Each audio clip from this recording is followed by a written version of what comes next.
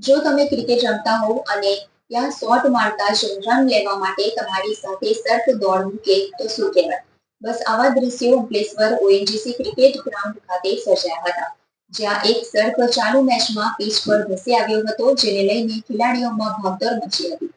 Ankleshwar ONGC cricket ગ્રાઉન્ડમાં pitch પર સર્પના રનનો ડોટનો video viral થતાં સામે આવ્યો છે, જેમાં ચાલુ મેચમાં મસમોટો સર્પ ક્રિકેટ પીચ પર આવી ગયો હતો અને પીચ ક્રોસ કરવાને બદલે રન લેતો હોય એમ પીચ પર દોટ મૂકી હતી, જેને લઈને ખેલાડીઓમાં નાસભાગ મચી હતી.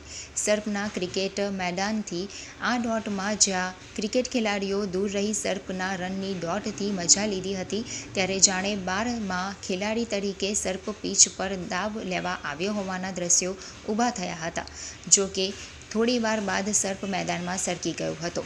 આ અંગે જીવદયા પ્રેમીને જાણ કરતાં તેમના દ્વારા સર્પને ઝડપી પાડવાની કવાયત શરૂ કરી હતી.